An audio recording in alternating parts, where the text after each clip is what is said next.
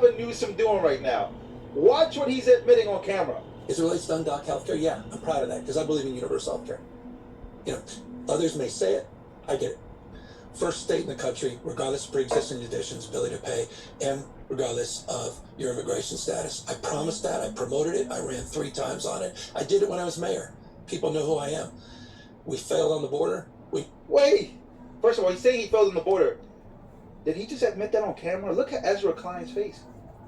Look at his face. He's saying he's going in so many directions at once. And he's actually admitting this. So Trump is right about that? Remember when Speaker Johnson began to talk about this in front of America and CNN decided to stop him because they said that he was actually lying? But here is Gavin Newsom saying that it's true and he's very proud of it. So who's lying? I mean, take a look. Family's tax cut included a huge provision. A big chunk of that bill was the health provisions.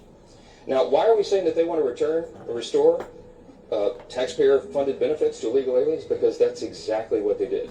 When they rejected the clean CR that we sent over, the Senate Democrats... All right, we're listening here to Speaker Johnson. He's trying to frame the shutdown as a Democratic shutdown. He also falsely claimed that Democrats want to give extend health care to illegal immigrants. That is not true. Illegal immigrants are not eligible for a federal health care program. But here's where it gets 10 times better, ladies and gentlemen. Keep listening to this. Ran 3 times on it. I did it when I was mayor. People know who I am. We failed on the border. We need to own up to that. Largest border crossing in the Western Hemisphere in my state. Spent $1 billion+ to do migrant centers, try to put a lid on things. And it was quite critical, but I tried to do it in a respectful way of the Biden administration. We failed on the border. We have to own that. But we've also failed as a consequence because of that to lead the comprehensive immigration question. We've got to get the border right, then we can get to that. But I said... Is he running for Trump? Is he turning Republican? So all this ridiculing of Trump, saying that, because remember, Trump has said it.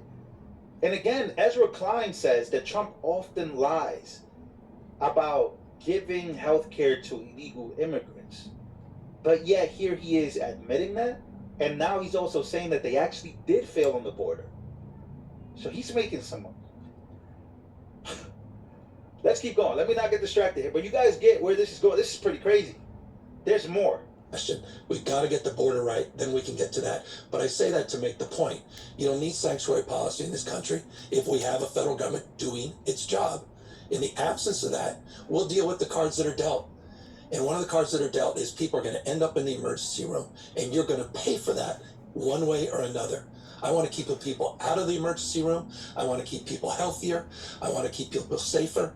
And that's why we've advanced these values. Trump uses this as a cudgel, uses this very effectively to attack our party and our values.